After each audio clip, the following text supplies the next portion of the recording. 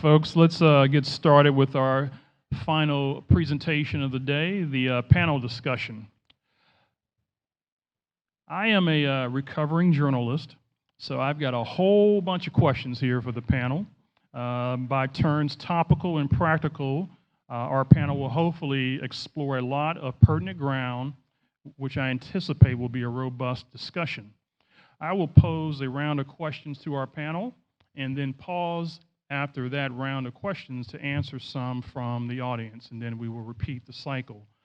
But you may have noticed earlier that there are some lovely cards on the table that say questions on it, which no one has used. And if I don't use them, my lovely colleague is going to throttle me because she took a long time to develop those. So what I'm going to have you do is put together your questions, jot them down, and my other lovely colleague in the back will be coming around the table to pick them up, and she will bring them to me, and I will read them in the effort to be more time efficient. So with that, let's get after it. Our panel today consists of Dr. Brent Bennett, who is head of school at the Fletcher School and director of the Rankin Institute. Dr. Bennett is a magna cum laude graduate of Dartmouth College in English Language and Literature. He later received his doctorate in education at Fielding Graduate University.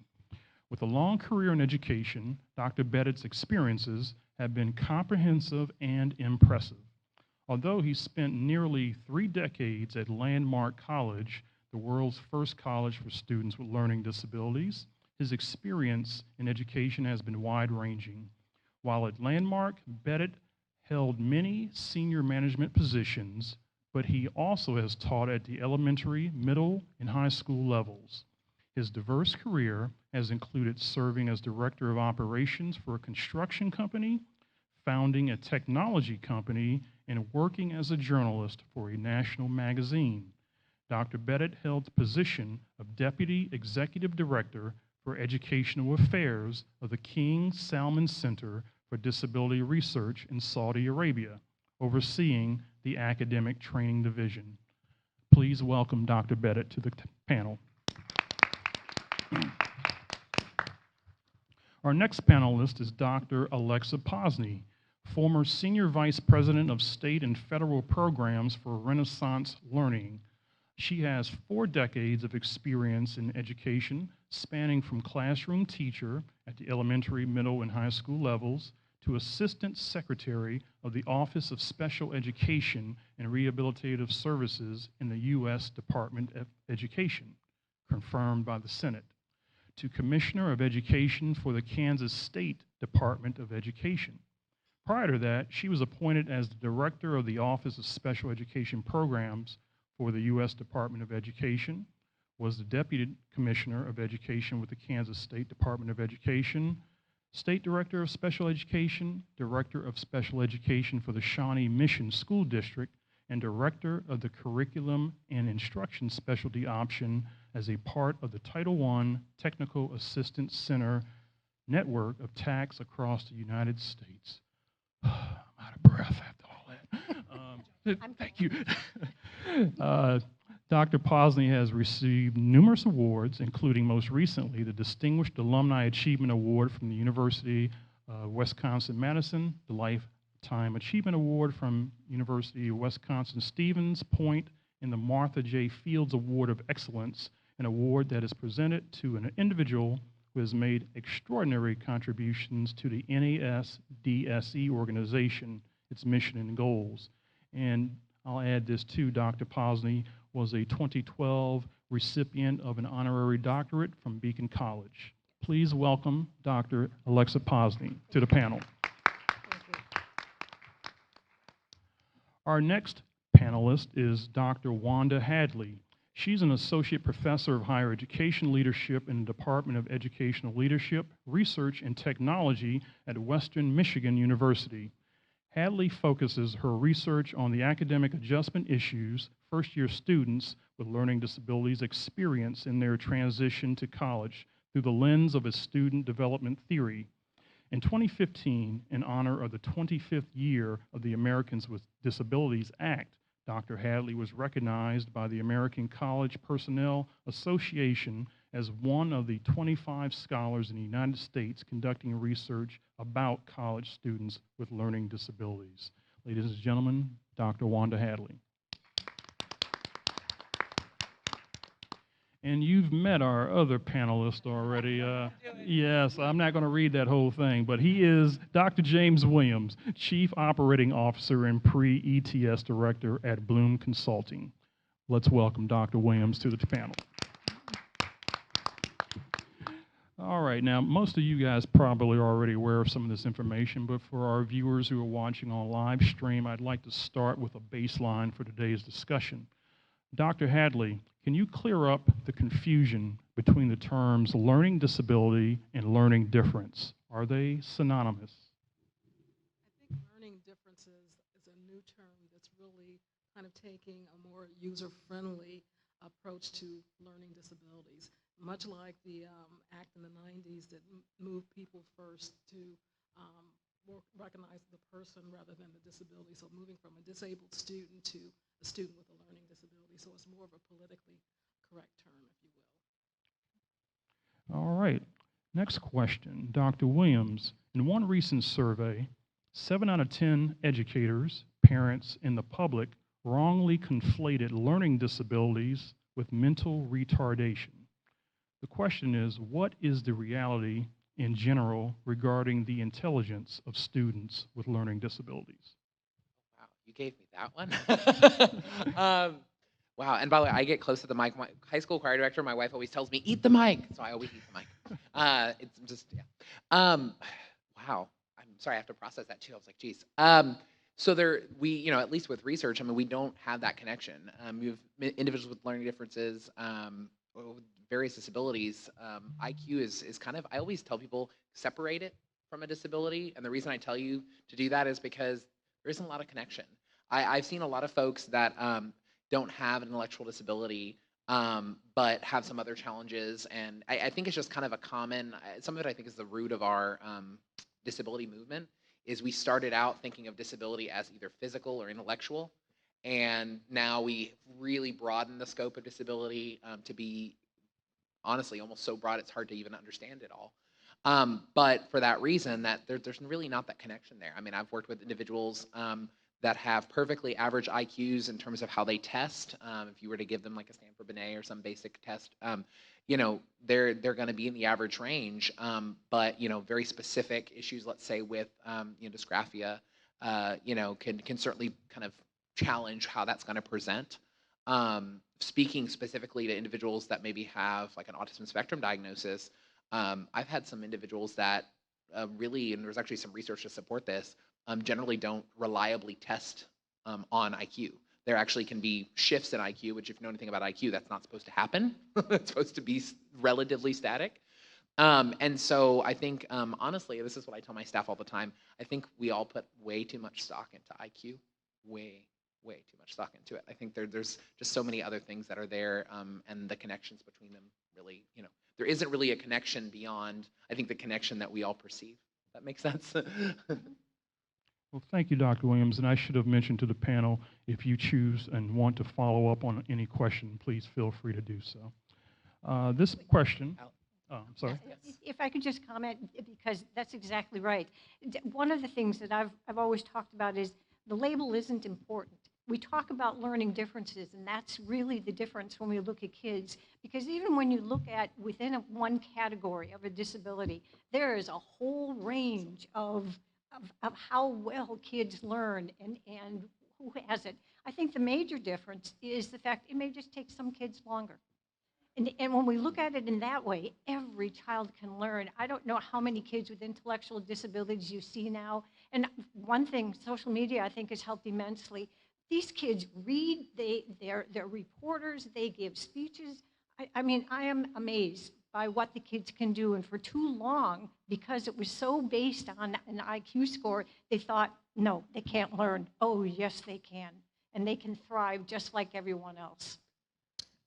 And according to the literature in the field, disability has nothing to do with intellect. It really is in terms of how the student takes in information and processes it. So it's really that simple, if you will.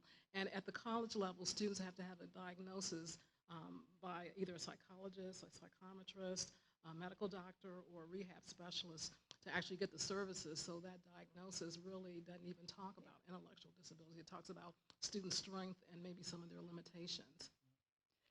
Could I throw one other thing in there? Sure. The fact that when I was at the U.S. Department of Ed, both times or whatever, what we worked on is we worked to get rid of the IQ as any basis for determining whether a child qualified for special education services. And that's why we have response to intervention.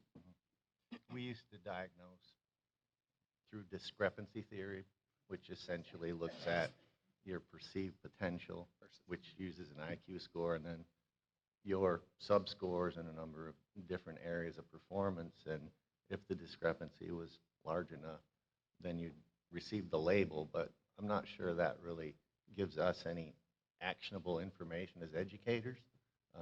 It's better to know what are their strengths and what are their challenges, and how can we best serve them.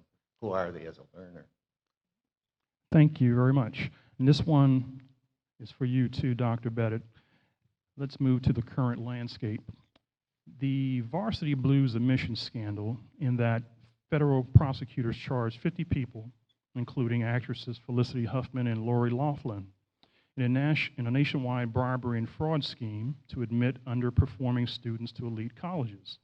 The FBI said some of the parents paid to have their children diagnosed with bogus learning disabilities so they could get special accommodations on the SAT and ACT college entrance exams. Let's talk about the consequences. Does the scandal feed the perception that students with legitimate disabilities are gaming the system? I would say that anyone paying attention to that, it's set back our field about a decade in terms of its perception as useful, necessary, and appropriate. When that was all happening, the New York Times actually reached out to us because we're a school for kids who learn differently, college preparatory. And they interviewed one of our students, one of our seniors, and they didn't end up publishing anything he said, although his responses were just so articulate and well done. I was really proud of him.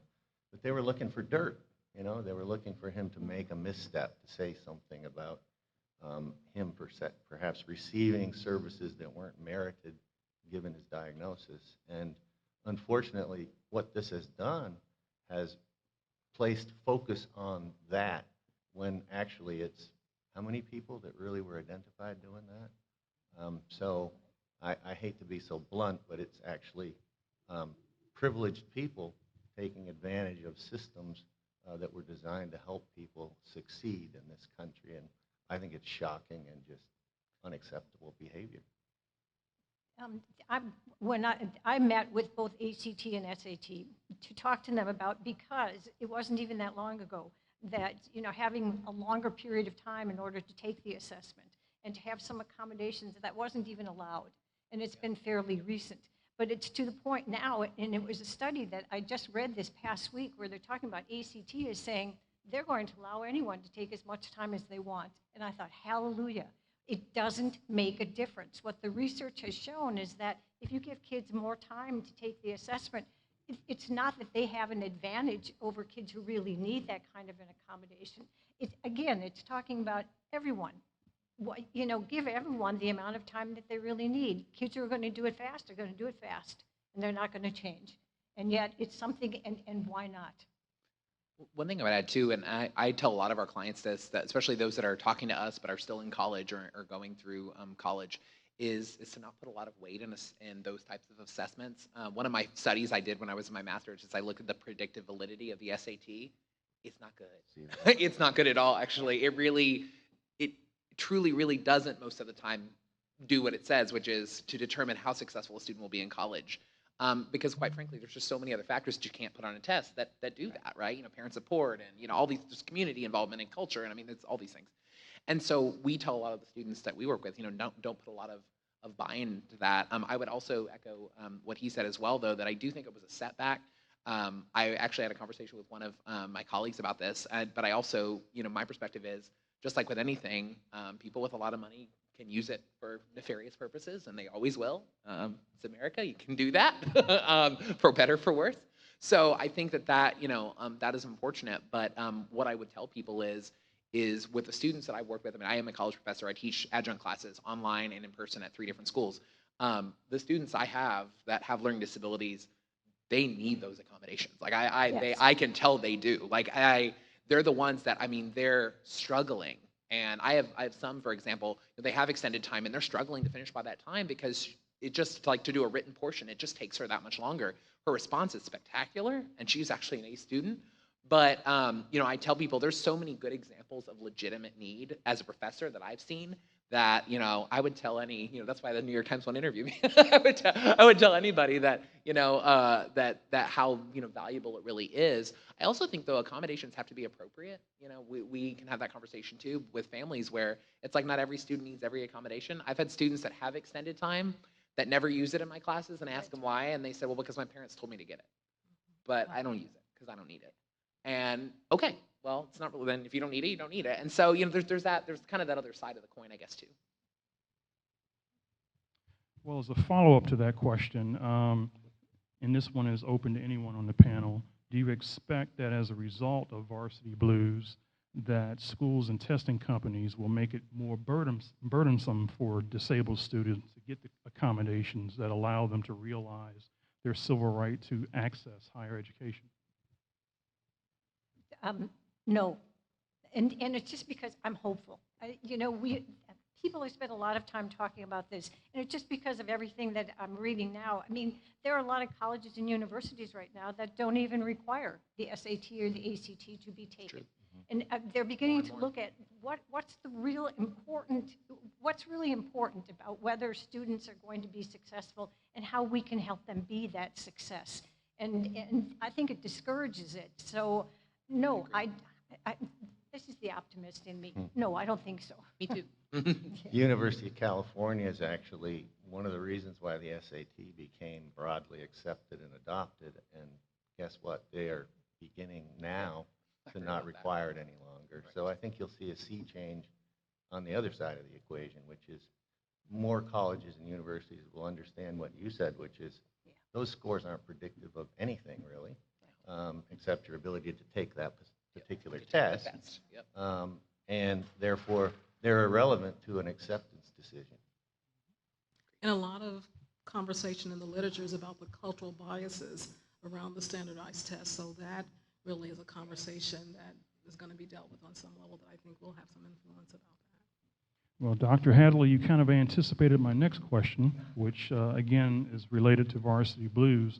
A parallel line of discussion was that the problem is not that the students are receiving unnecessary accommodations, but that many students who deserve and can benefit from accommodations aren't being identified as having a disability.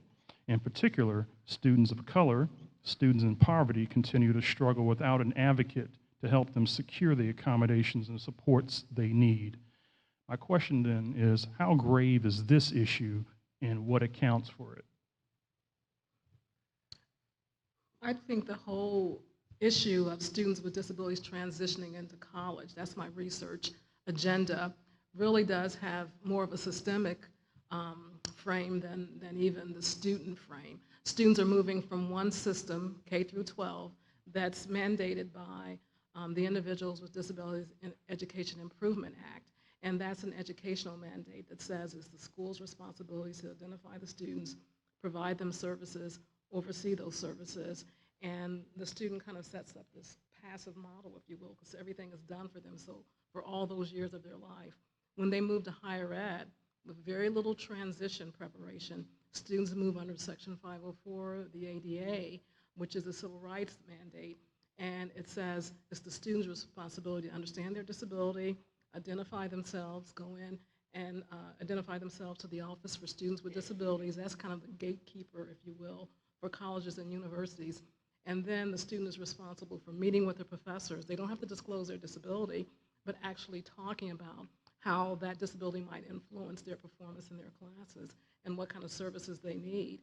Again, all of this is under the backstory of not having very much preparation or transition preparation, if you will. And so students are expected to be more active in their process. So I think that's the underlying backstory more than anything else going on, whether it's color or gender or any of that, because I've done my research at a private Catholic institution, because I do longitudinal studies working with the same group of students over periods of time. I replicated that study at a historically black college, and now I'm at Western, and I got a grant to yet repeat that study again at a public institution, and I'm finding the same kind of issues. It's this move from one system to another.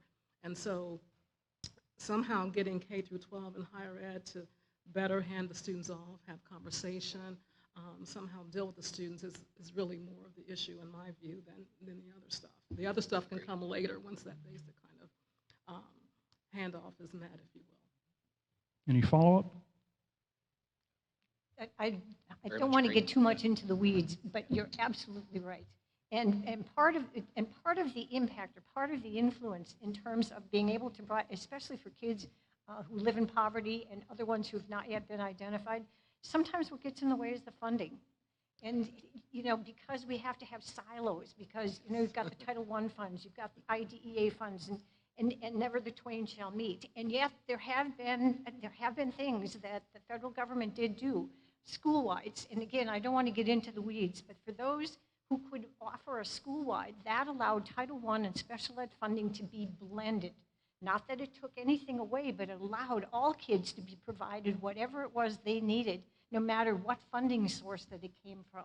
And I just think, and then be able to use that to be able to help them get into the post-secondary, whatever they may choose to do. Again, we could use the funds in both ways.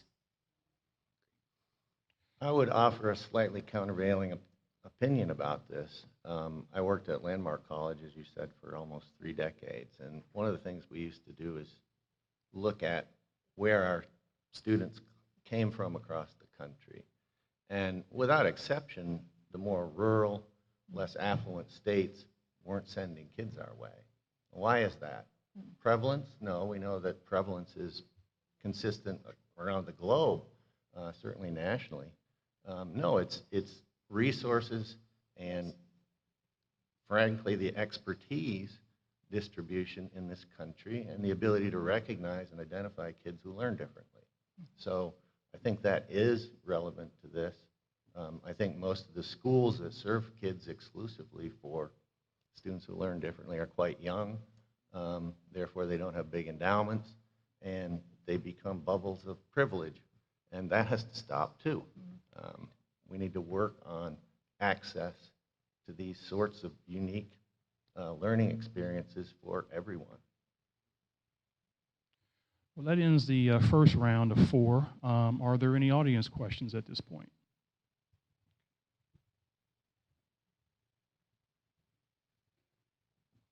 Use your cards, Daryl.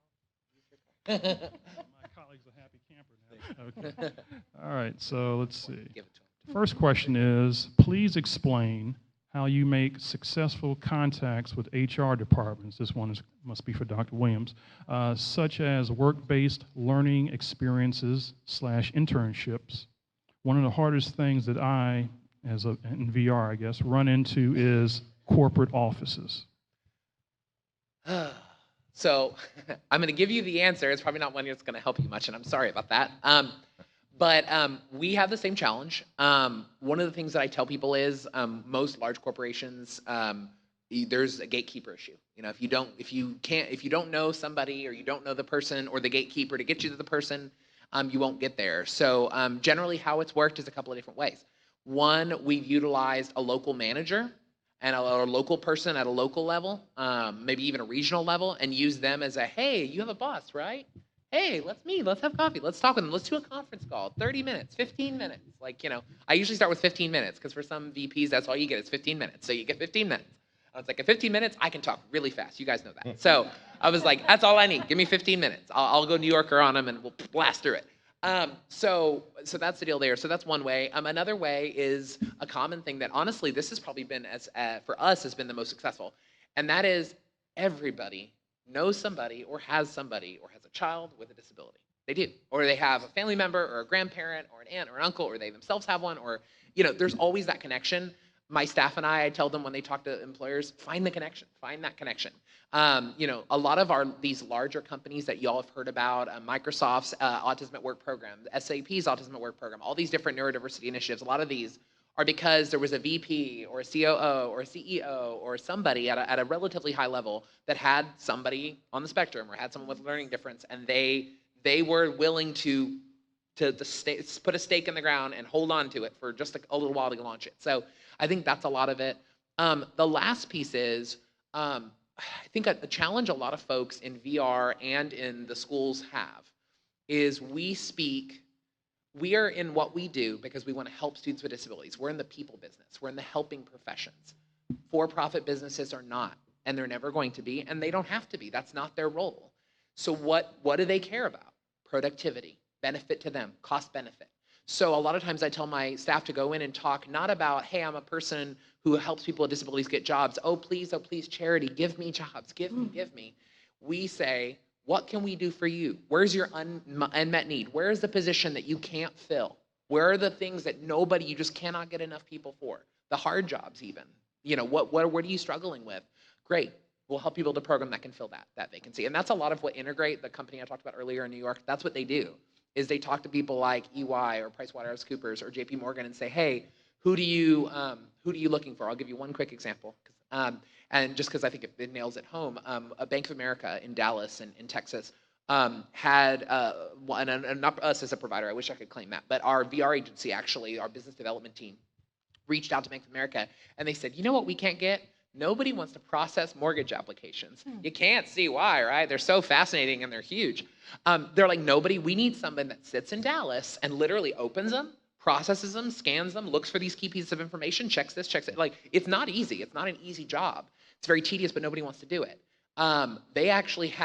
They've created this amazing program, and they actually have individuals that are not college bound. These are individuals that I would say are more moderate functioning, but they've given them this amazing opportunity, and it was because they appealed to the employer's needs. And I think really think about that as educators, as VR, when we're going in. Sorry, long answer, but good question.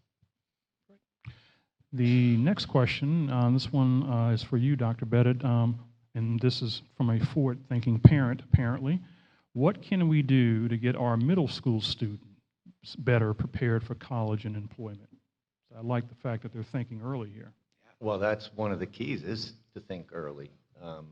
I talk with our students about having a strategic learning plan of their own, one that they own and believe in themselves. We use a non-directive coaching methodology to get them to own their decisions and to believe in them. And we find that motivates them to learn and to really achieve those objectives more frequently, more thoroughly. So I guess, one, make sure that is part of the conversation. Two, if you can, help them find their genius. I talk about that. Just find out, what do they love to do, what are they good at, what lights them up, and what will fulfill them for their lives. And it might not be something that is lucrative in the economy, but if you can get past the dread of learning by focusing on what you love, maybe someday you will have the strength and the will to take the next step into something you might not enjoy so much, but will support your living needs for your life. And you can do the other thing as a hobby. Well, I'm going to follow up as a parent. I didn't mention earlier in this conversation, I have a sophomore son who's a student at Beacon College, and he, among other things, has ADHD. And we tried to do what you just described, but he was like playing career hopscotch as a young man. Mm-hmm. He'd sit on one thing and then hop to another. What advice do you have to parents to help them not be ground down by, well, we bought you all these lessons, we got you this, and now you want to do something else? That's classic inattentive type ADD, where you obsess about something, you become an expert at it, and then you become bored with it and move on to the next thing. I've lived it with my youngest son as well. I think eventually, and I know this is going to sound hard, but eventually he will find something, he'll hit upon something that he will pursue for his life. Right now, he's trying to find out who he is, what he wants to do for the rest of his life. And think about that. That's a pretty daunting proposition these days. What's the average lifespan for a male in the United States? That's a long time for someone with ADD, inattentive type, to say, I'm going to do that for my life. So just give him a break, give him some time, and continue to support him like the great dad you are.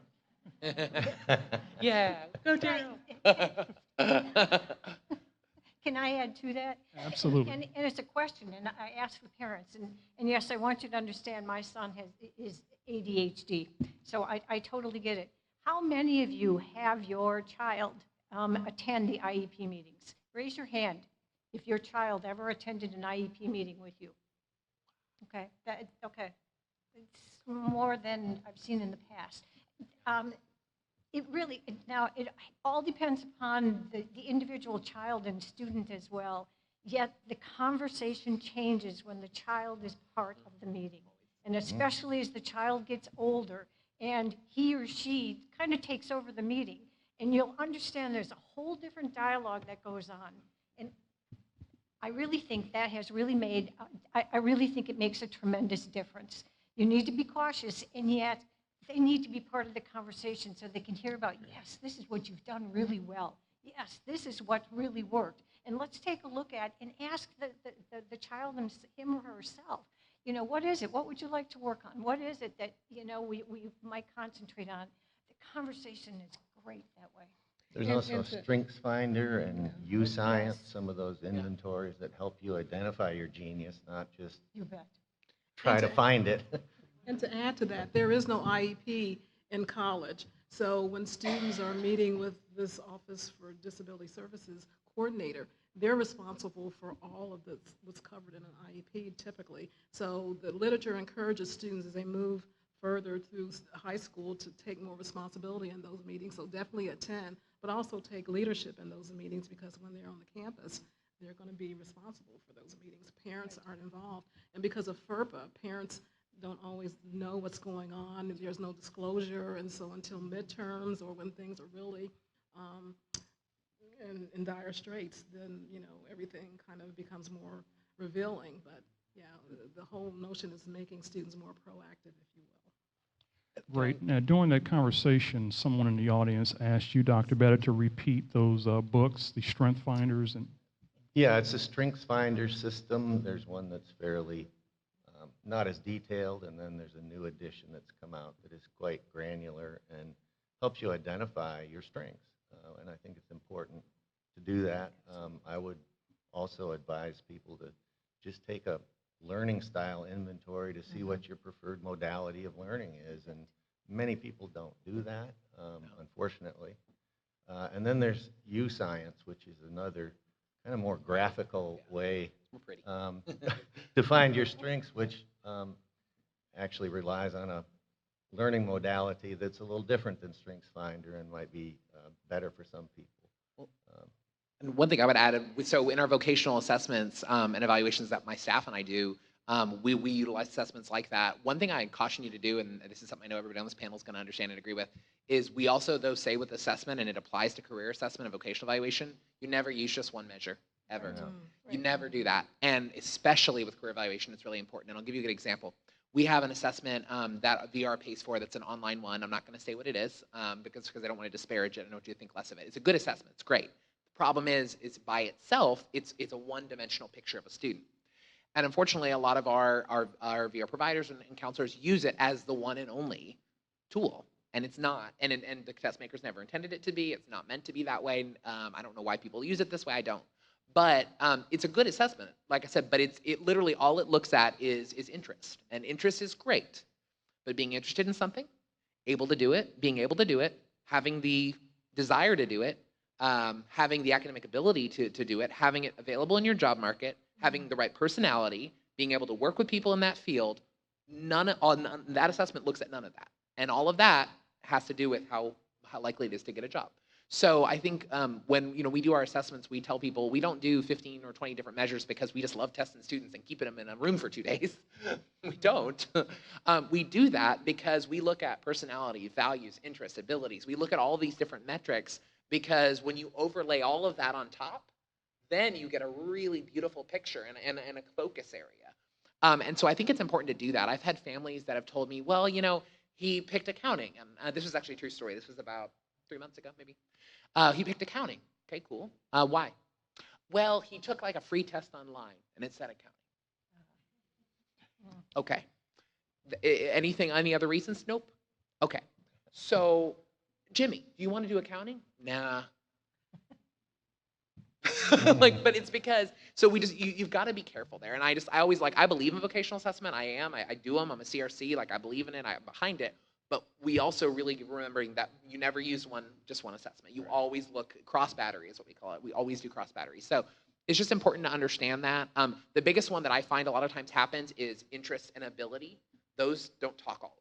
So you have people that are interested in a career, but really don't have the academic ability or achievement level to actually do the coursework to do that career. Vice versa. Sometimes you have, they can do a lot more than they think they can. And so it can go both ways. But again, just because you're interested in something doesn't mean you should do it, can do it, and vice versa. And so I think really looking at a whole student, being very holistic about that kind of assessment is really important. U-Science is great. It gives a good picture. There's a lot of really good things out there. Learning styles is another one, but really looking at all those different pieces is so crucial because it is such a big decision. There's the LASSI, the Learning and Study Skills Inventory, which is a good one. Yeah, and they're good, but multiple things. Because you brought it up, I think it was a great point. If you're going to do it for, 20, 40 years, 50, 60 years of your life, gosh, well, I took a free test. Here you go, life. No, don't do that. I wouldn't do that. So just think about it that way, is that it is a big decision, so it needs to have, like any good decision, what do we need? Lots of good data. That's what we need. And your son is using trial and error right now, which maybe you could intervene and suggest some inventories. Mhm. Yeah, I agree with the trial part. It's a trial on. Yeah. Anyway, another question from the audience was actually a two-parter. The first part was kind of analogous to the middle school question, so I'm going to skip that because I'm more interested in the second question, and that's for you, Dr. Hadley. Do you have any suggestion for helping parents move from advocate to advisor? Being a part of this transition piece with the administrators in K through 12 and higher ed, that's really just so crucial. Even having parents understand that their role kind of drops off, because sometimes parents, are helicopters and they want to be hoovering around and being involved in what goes on. And because of that FERPA law, we can't share everything, they can't be involved in everything, and they feel shut off, and it's not really shutting them off. It's just the way that things are. And so, especially, I did this postdoc work at HBCU, and I was finding myself working more with the parents than even the students, educating them as much as the students, if you will. So I think the setting, the background, and even the knowledge base in terms of the student understanding their disability really helped shape all of that relationship. At the University of Dayton, which was a private Catholic institution, students were identified early on, had a lot of knowledge about their disability, was comfortable coming in and talking about it. We did a model called compensatory counseling, where you help the student basically deal with the disability rather than trying to deny it, ignore it, because it doesn't go away. You don't outgrow it. So they carry this with them. And so students that were identified early on understood it, tended to do better in their transition piece. When I did my work at Central State, that historically black college, a lot of the students that were identified weren't identified until later, and they were defined as more problematic. So they were pulled out of the traditional classroom and put in the resource room, where they would get this kind of punishment and also do their homework or whatever, but not really the attention they needed. So they really never learned how to deal with that disability and talk about it and interact with faculty about that disability. And part of the other issue too in the college environment, we're looking to help students move on to the workplace. And there aren't extra time for exams. There aren't tutors available in the workplace. So helping students compensate, deal with that disability, and learn to move to that next level is a lot of where our energy goes in terms of moving them forward into the workplace. Well, back to my questions. I've got a couple here that I'll save for the next round. This one's for you, Dr. Williams. In a November 2017 Hechinger report article, I found this poignant quote from a mother of a son with autism. She said, quote, referring to employment for people who have learning disabilities, it's a crisis. Our kids are graduating to the couch. Think about that for a moment. And then think about this. A 2011 federal study that followed students for several years after high school graduation found that special education students were less likely to go to and complete college. And if they joined the workforce, they earned nearly $4 an hour less than their former general education students. So the question, Dr. Williams, is this: is that old saw about how you earn more as a college graduate than a high school graduate even more important for students with learning disabilities? How much time do we have? That is a fantastic question. First of all, I love that article. I use that quote, the graduating to the couch. It's very true. So it has definitely changed. One of the things that I tell a lot of people is, and this is a generational change, this has nothing to do with people with disabilities. College degrees now, for the most part, there's exceptions, of course, to everything, but for the most part, they're a checkbox to be able to apply for the job you want. They're not necessarily, he has a college degree from blank blank in blank blank, we got to get him.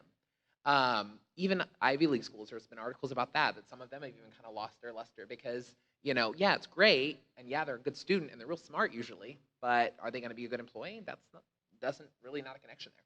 So that's even a tough piece. But no, I think that it really depends on the field. I will tell you, for individuals, I've seen a lot of success for the individuals with learning differences, learning disabilities, autism, ASD as well, that really have been successful in technical schools and technical training. The reason being is, especially you look at folks on the spectrum, not always, right? Steve Silverman talked this morning about stereotypes and want to avoid that, but there are definitely some individuals that have very, very high intensity focus areas where they're really, really, I don't want to say gifted, but just very intensely knowledgeable about a specific area. And so I'll give you an example. I've worked with several clients. I could give lots of examples. One that always sticks out to me is that a client who had a very, borderline intellectual functioning, mild intellectual disability on the spectrum, but very capable. And he was not someone that traditionally was going to go to college. That was not his plan. That was not his parents' plan. It was not a big deal to him. That's not what he wanted. But he could diagnose, he was one of those people that could diagnose a car based on the sound of it. And it's not a joke. He really could do it. I tell people, he told me that I needed an oil changed. If I didn't change it soon, my car was going to have problems. And a week later, it had problems. And I'm like, how do you know that? He's like, because it sounded. You don't hear that? I was like, no, I don't hear that. I hear from just your car. I don't hear anything, That's not my gift, But he actually, with some support, he had to have a mentor, and he had to have a lot of tutoring, a lot of support. But he went through a local community college and went through a mechanics auto tech program and came out of that program earning, I think, about $22 an hour, which, by the way, was more than some of his colleagues who had student loan debt and a bachelor's. So, and I know, especially being college, I'm not knocking college. I'm a college professor. I get it. But I really tell a lot of students I talk to cost-benefit analysis. If you're going to spend X, Y, Z dollars on a school, fine.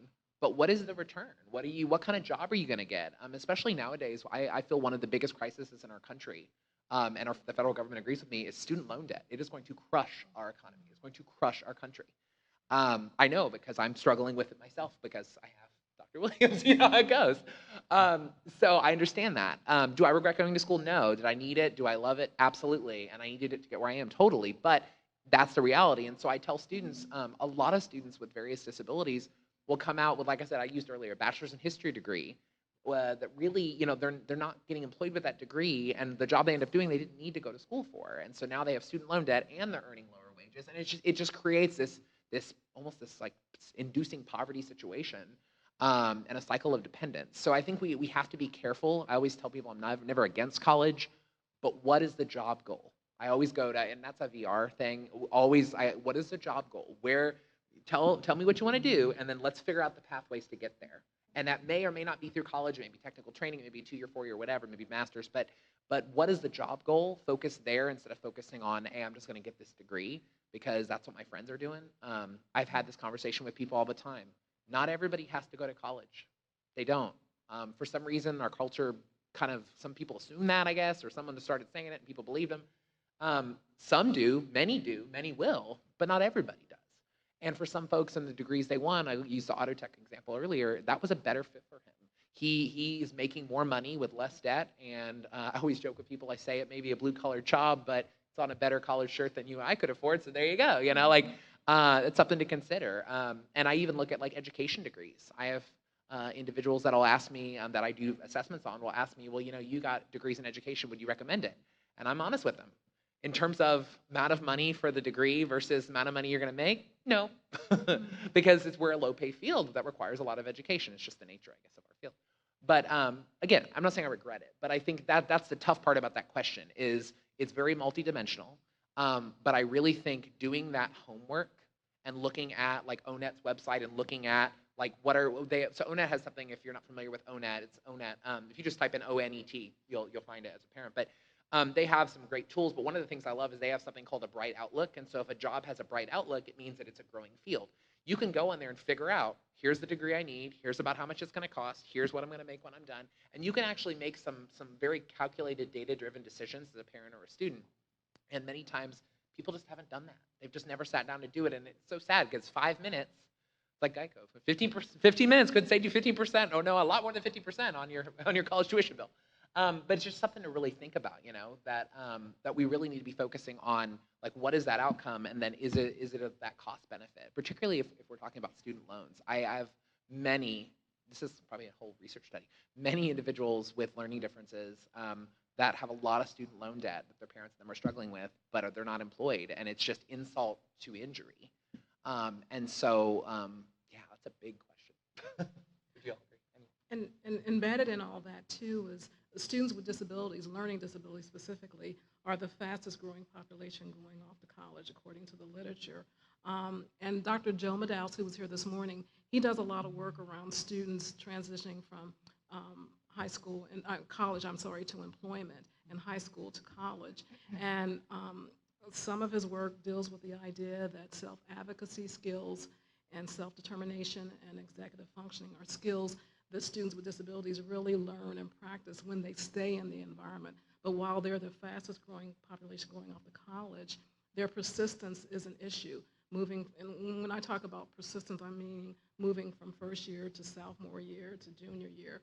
And keeping students from first year to sophomore year really is, most first year students is a challenge, but students with disabilities, because their sense of belonging, enculturating into the culture and finding some sense of themselves and being comfortable interacting with peers. They move from exclusive classrooms to inclusive classrooms where they have to compete with peers and all those skill sets that they don't necessarily get, so it's harder for them to keep moving from one year to the next. So part of the reason there may be some deficit in employment is they just don't persist at the rate that their peers do.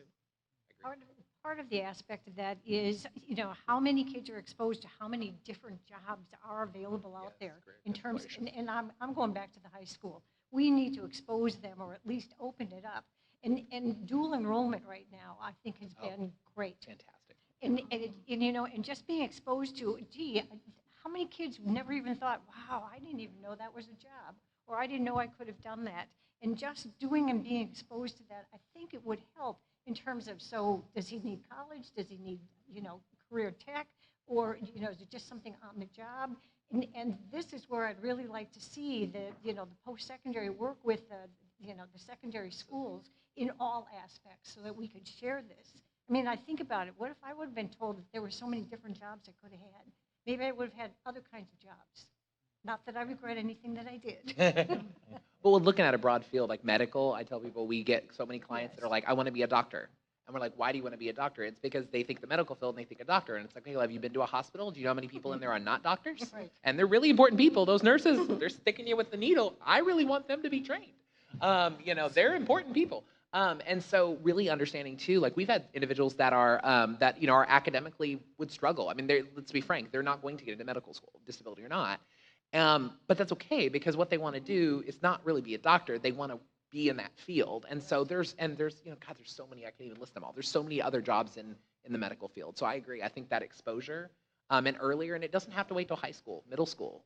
We serve students in our program I talked about earlier at 14 and up, not just because the federal government says we should and can, but because we really need to. Right. Because those middle schoolers, they're at a point in their life now, are they going to be deciding, okay, your son, oh, daddy's going to come home tomorrow and say, Dad, be in a blank. No, that's not what I'm saying. But start having those conversations, start learning about, hey, this field is not this big, it's this big, and here's all these different things I can pick from in it. That can happen, and absolutely, heck, before 14. Agreed. Dr. Bennett, in July, a RAND Education and Labor Survey of the nation's K through 12 principals found that 45% reported that their school leadership preparation programs did not adequately equip them for supporting the needs of students with high incidence disabilities when they first started the job. The high incidence disabilities defined by this report included speech and language impairments like stuttering, learning disabilities such as dyslexia and developmental aphasia, and mild intellectual disabilities.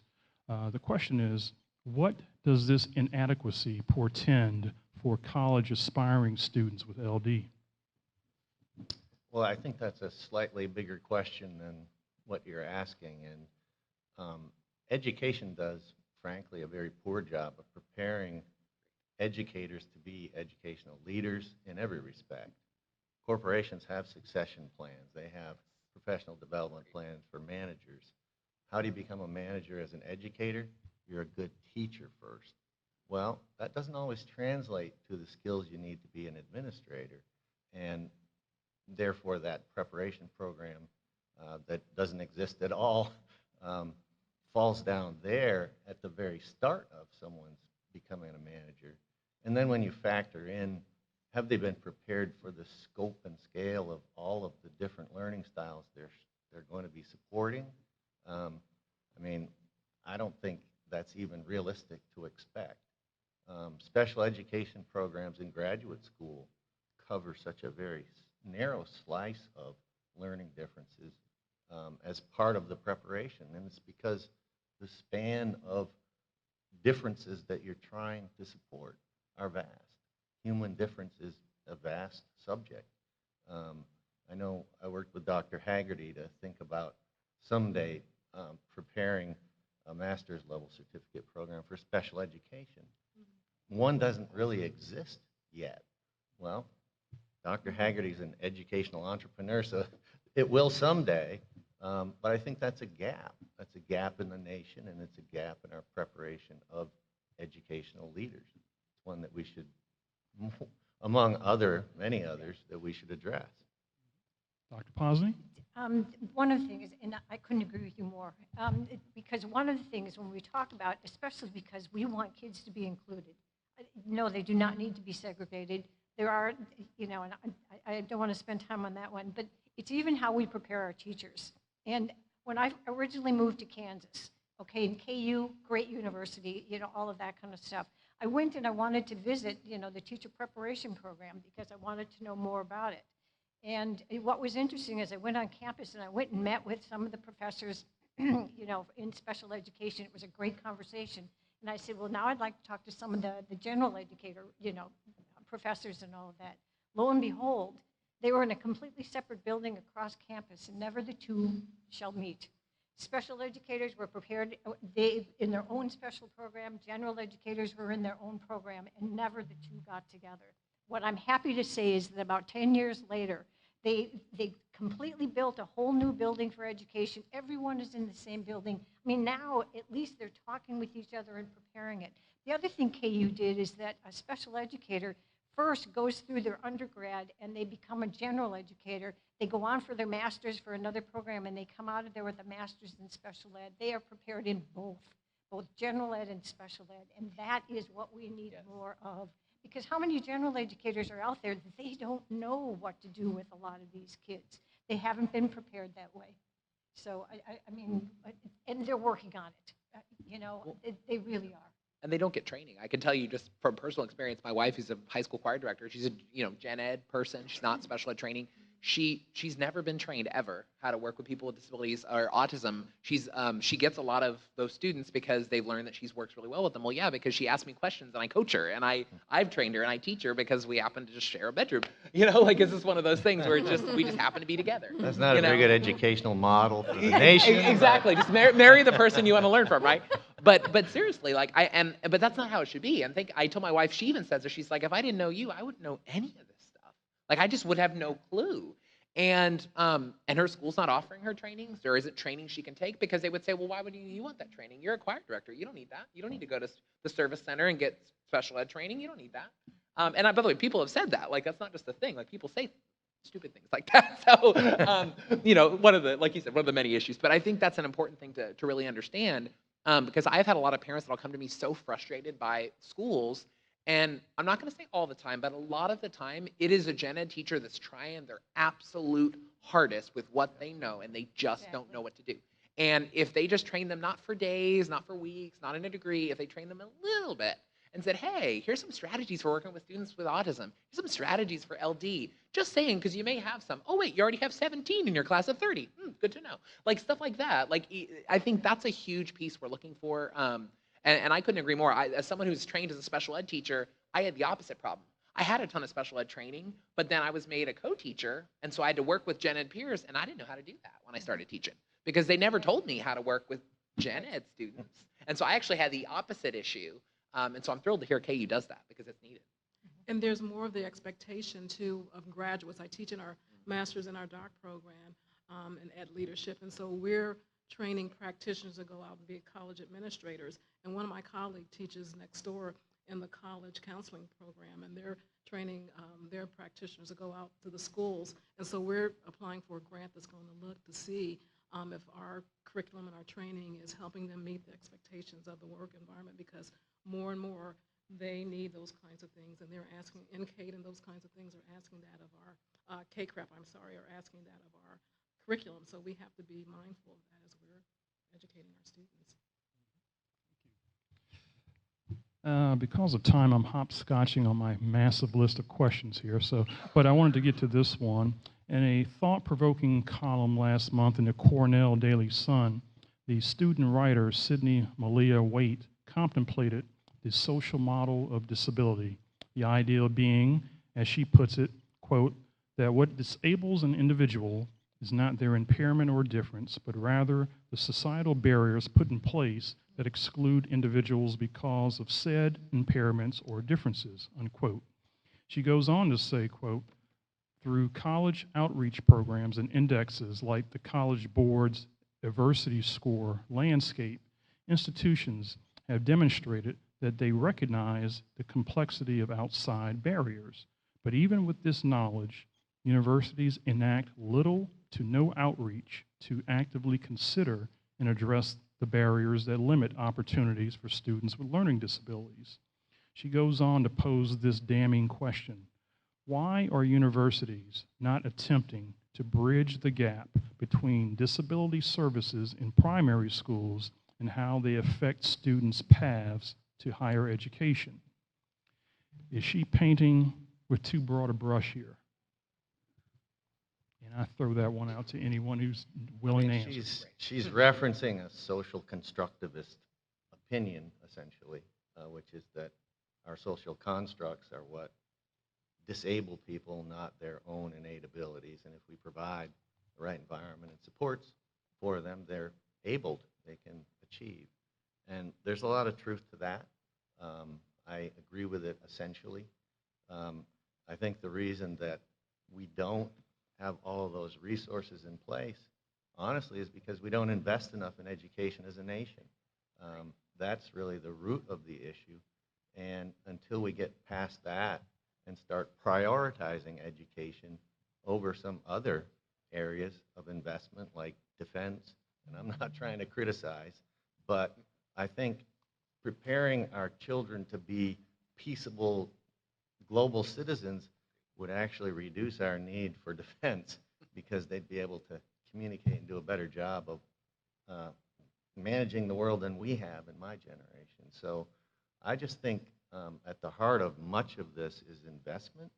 I think all education should be special, and Yes. what I mean by that is Good way to put it, what yeah. we provide our students are what every student deserves, and neurotypical students would flourish in that setting beyond their current capacities and achievements, and our kids would benefit as well, so. I absolutely Yes. positively agree that if, you know, think about anyone who can teach a child who has a disability or has, you know, tremendous learning differences.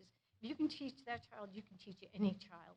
And why isn't it that we don't prepare all of our teachers to take a look at and know that what you do here is only going to benefit everyone else? I always use the simple thing, you know, when you think of the cuts in the sidewalks on the curbs now, where, you know, you can go down a ramp and you don't have to go over a curb. Well, why was that? How did that ever come about? It's because of wheelchairs. It had nothing to do with luggage that we pulled on wheels. It had nothing to do with that. When you think of the invention of the phone, and I know you guys are going to, that technology came about because of special ed. Most of the you know, the benefits that we have seen have come as a result of working through this so that we can work best with kids who learn very, very differently.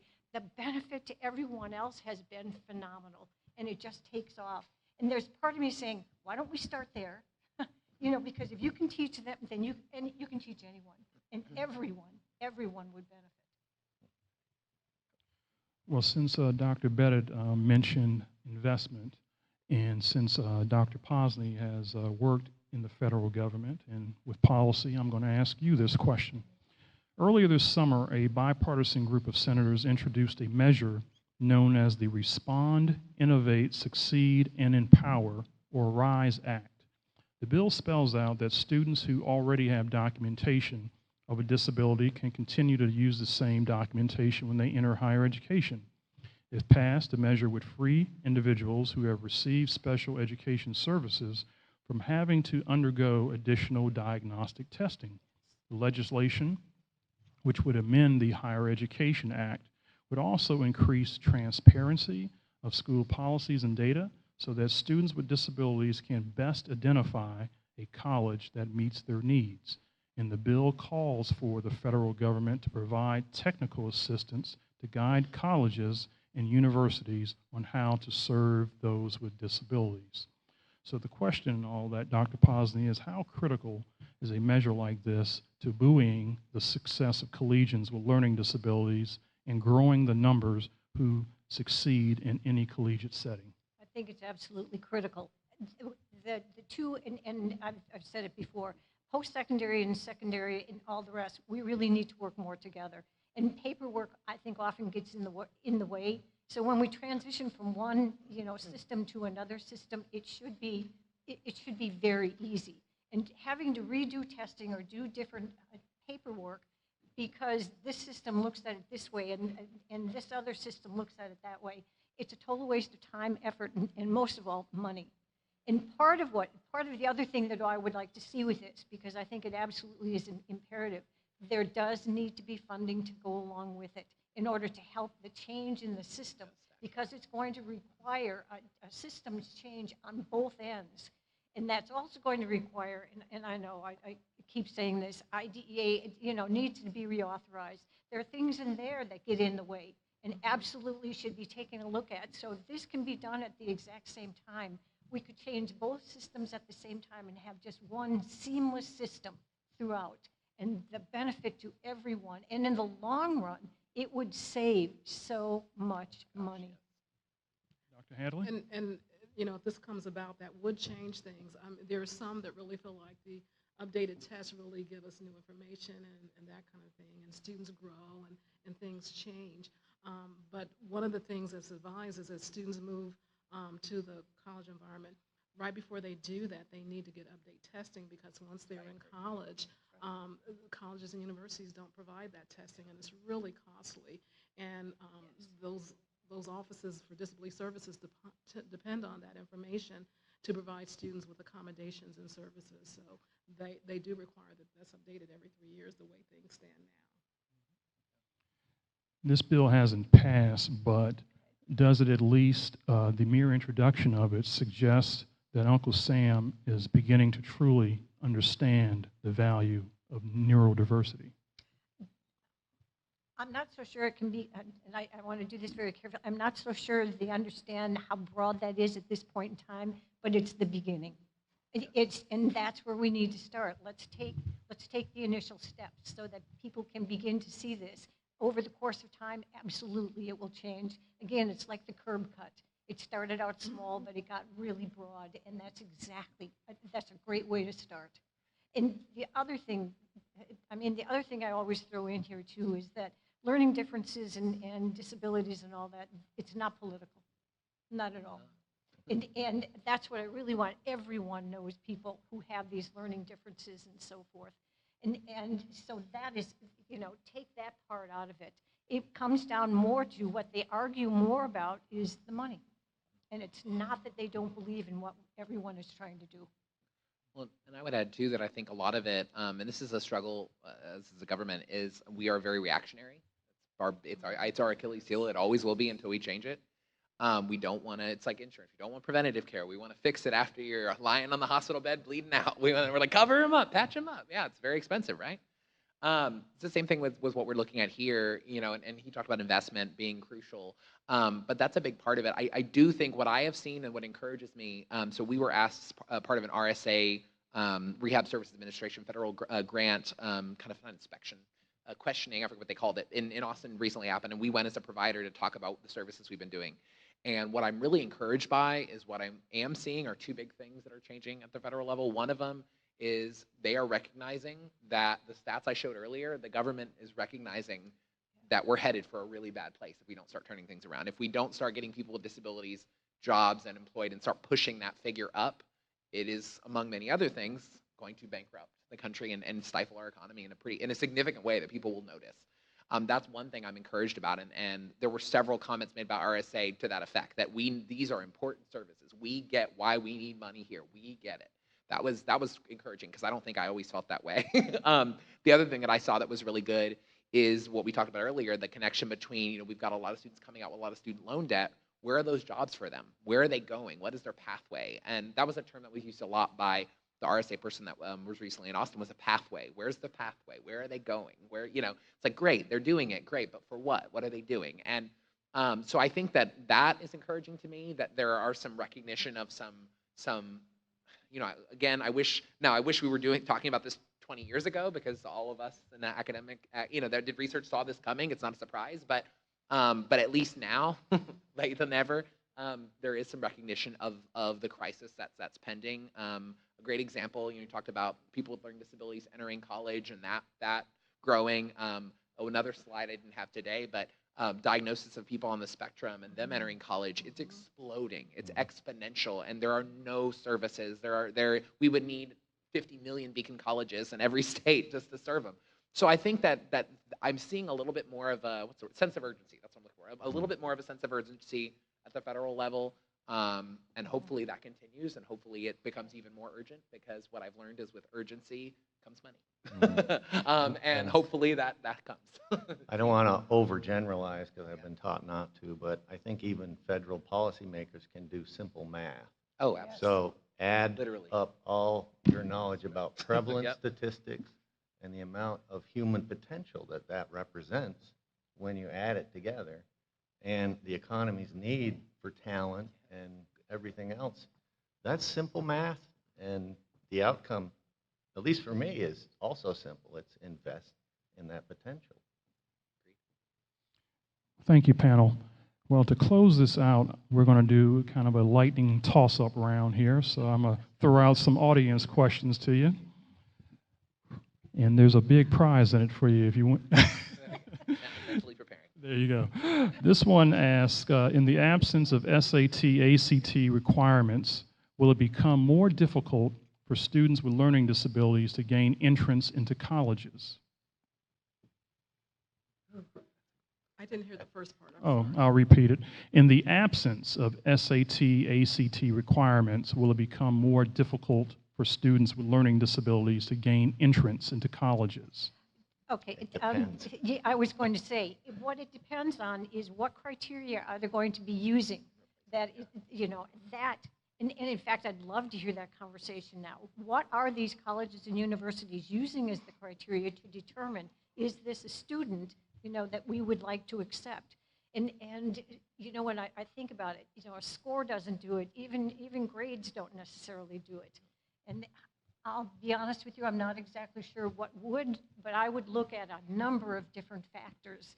And boy, I don't know. Digital portfolios are one way that some colleges are starting to move. I mean, what they're trying to do is establish some sort of filter that passes through people that they believe can be successful in the environment they've created. That's what admissions is about. And so they're using the measures that they think are predictive. Well, SATs aren't predictive of anyone, not just people who learn differently, but general ed, neurotypical population. So I think they're irrelevant, frankly. And I hate to say that because there's such a huge investment in that in this country. And they're so meaningful for some high school, seniors. I mean, they're a high stakes test. They're going to determine the path of the rest of their life to some degree. Well, I'm sorry, I don't think one measure should ever be that predictive. Can I ask almost a rhetorical question? Should any student be allowed to go to college?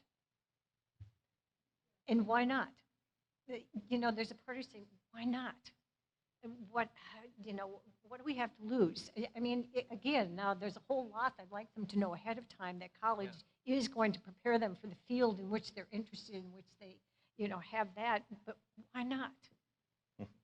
And technically, by law, universities cannot question the student about a disability in their application process. They only offer the opportunity for them to identify as a student with a disability once they're accepted, just so they can take advantage of services. So backtrack to that whole message that students really need to be much more proactive in the college environment and take advantage of services and identify themselves. The risky stuff, but that's what really has to happen.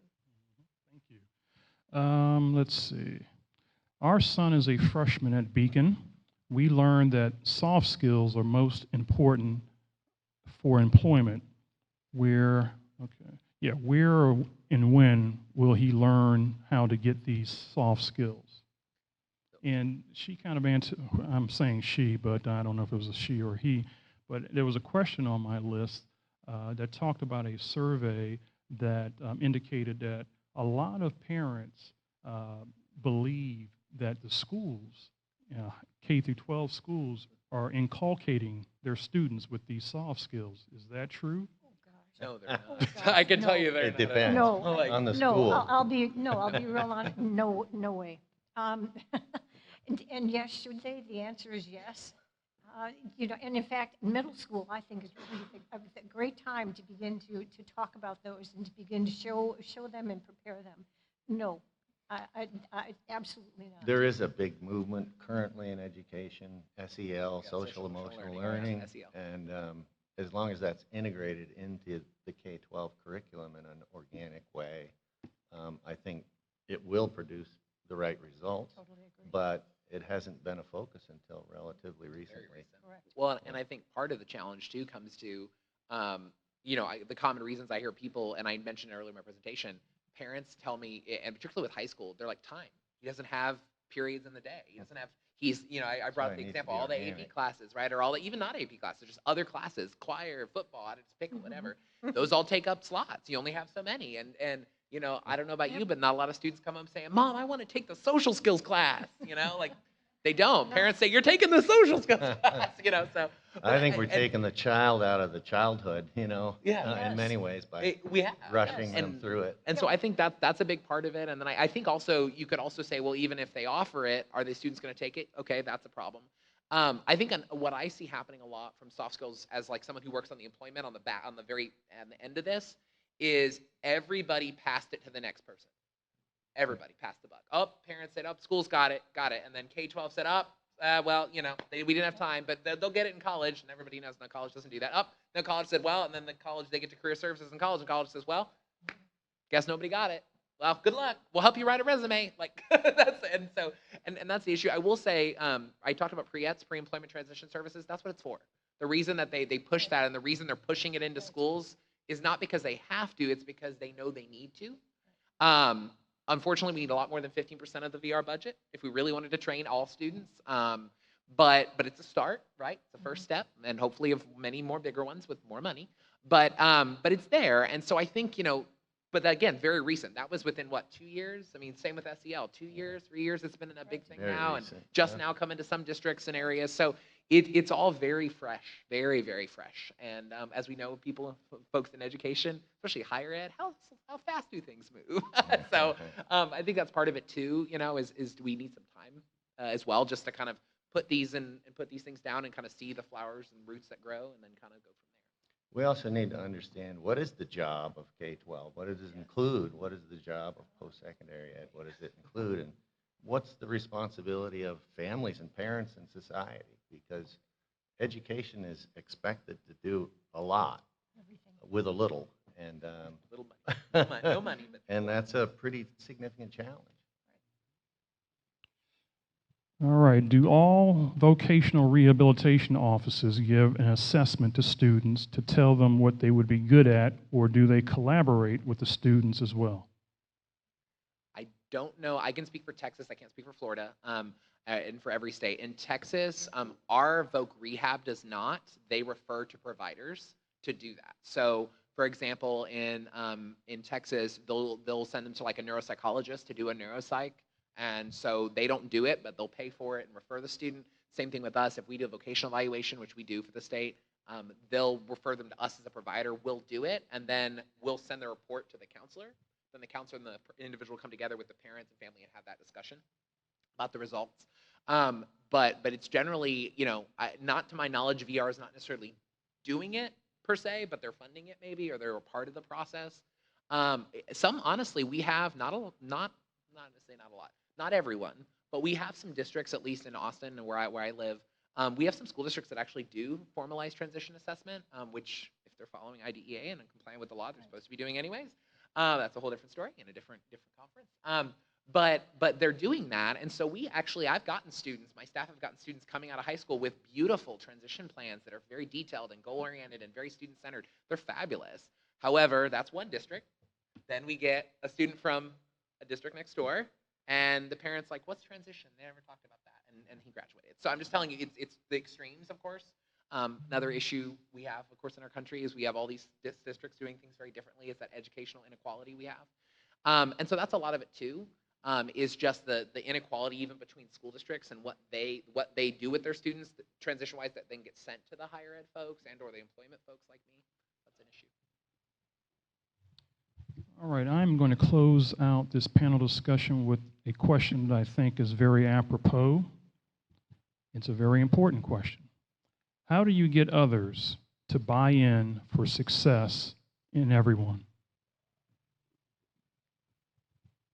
My answer is recognize that everyone has and deserves human dignity, and start from that perspective by respecting the innate potential within others and doing your best to understand what that is.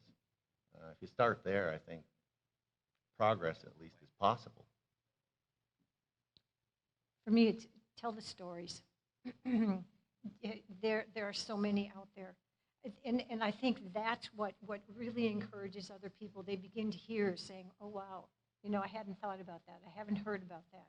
Because often it only takes one or two things as you go through and part of the story that someone begins to latch onto it and say, "Gee, maybe we should do this." And then you begin to see it blossom. I've been in this for more than 40 years. 40 years ago when I entered into this, we didn't even have the special ed law. And there were over 6 million kids who were never even allowed into the school building. Here we are, 45 years later, and we are doing great. We're not perfect. We got a long way to go. And yet, the difference that I see is just incredible. And I always say, thank you. Thank you for that. And it's because we started with the stories, and it made all the difference in the world. I would add, that's why I tell people all the time, my presentations, what I do, that's not my main job. That's not how I make my living. Why do I do it? For that reason. Yeah. Because I want to share my story, not because everybody's like me. Mine's one of many. I also share a lot of client stories because they have actually some very interesting things too. But I think that stories gives a face to it. It helps people realize that these aren't, I think what's one of the biggest issues we have with policymakers is everything's on paper to them. It's not real. It is real. It's real people's lives every day that makes decisions when they sign their name to something or click a button on a thing. It's a lot bigger than that. And I think when we give stories and we give information, I've done things in Texas with our state legislature and testifying and doing things like that. I hate doing it. It's awful. I hate doing it so much, but I do it because it really, I want them to understand, like, look, if you don't vote for this, or if you do vote for that, or you cut funding to this, you're hurting a real person. You're hurting clients. I can show you them. They have faces. They have names. They're not somebody oblivious that's, and honestly, it makes it harder for them to make bad decisions. That's part of why we do it too. But seriously, I think there's that need to have a real understanding, and to share, like she said, sharing those stories, I think gets a really long way there. I also think being honest with people. I tell people all the time, I never have in my life apologized for my frankness or my bluntness or my straightforwardness. And why? Because A, people praise me for it all the time because it's a rare thing these days. B, I don't because that's not why I'm here. Like, if I'm gonna just kind of say stuff or just script stuff, then I'm not really being me. I think that authenticity of a person, of any person, it's that human dignity piece, that authenticity of a lot of our students. They're amazing. They sell themselves. There are so many of our clients that I meet them and I want to help them, even if I can't. I want to, because I believe in them, and someone had to believe in me to get me here. So, I'm paying it forward. And I do think the collaboration piece, while we don't have IEPs in the college environment, we do copy that model by bringing faculty to the table, administrators, student affairs folks, to kind of help make some decision and policy about how we serve our students with disabilities on campus. So that piece, when folks have a voice, I think they're much more vested and have an opportunity. I think Dr. Haggerty, if I know him well, and I do, is going to approach some of you later to say, I need you to invest in this college, and you're investing in a center for human potential and social justice. It's not just a college. And there's a face on every single one of those asks that he's making, and it's human potential and social justice all the way. Well, when my team put together this symposium, and particularly this panel, we knew we had some high caliber talent, and I think you've seen that play out today. Let's give a big thanks to our panel.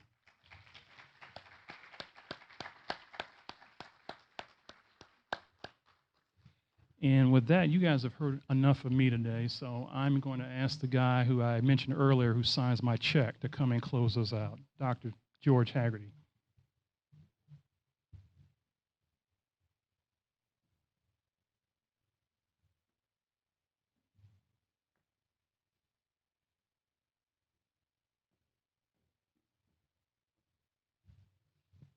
Thank you very much, panel. I'd be remiss if I didn't say that the real leadership for this conference was Darrell Owens, and I think he needs a good round of applause.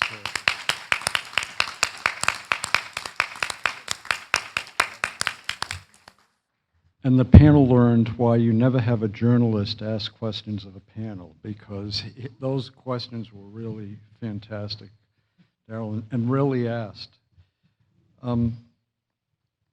So you got the Haggerty earlier that you wanted to hear from, and all you want to hear from me is thank you for coming. And but I do want to say just a few things.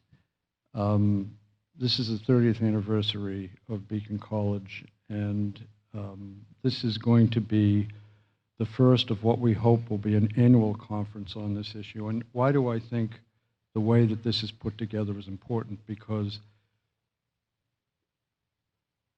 we all are getting a full appreciation for neurodiversity.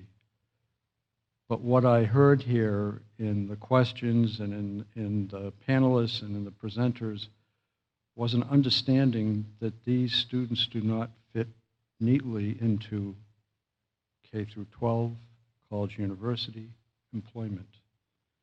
We need to think of the continuum, and this is the first conference that I've actually attended where we didn't really talk exclusively about whether these were elementary students, secondary students, college students, or emerging adults going into employment.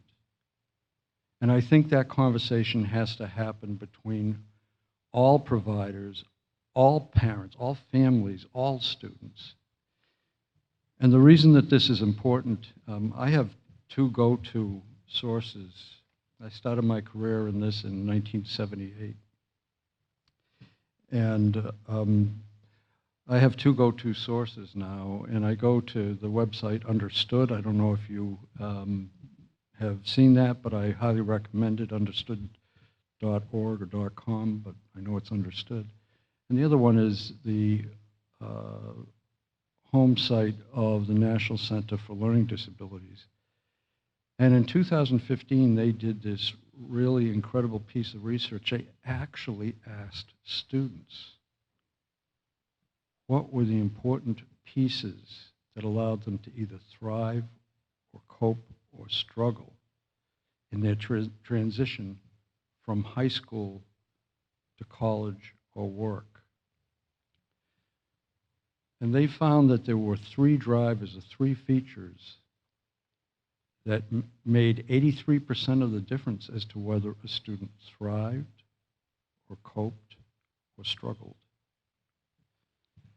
And those were, the first one, the abiding presence of an adult who cared and supported the person. The teacher, could be the parent, could be another person, but they believed in them and they cared. The second feature was self-awareness and self-advocacy. And the third one, which I believe we've heard throughout these presentations, is the embrace of a community that they feel part of and they feel supported by, and in which they feel they can get involved and make a difference. Those are the three features. And in everything we heard today, whether we're talking about young children, whether we're talking about adolescents, whether we're talking about collegians, or those in the workforce, it's really important that we understand that those three dimensions are absolutely essential as we move forward in understanding a neurodiverse world and how we improve the conditions for students with learning and attention issues, adults with learning and attention issues. And I think this conference has made a very good start at beginning to understand that we have a lot of work to do, but we've made some incredible strides. So to everybody, thank you for being here. I hope that you enjoyed it, and we look forward to seeing you next year. Thank you.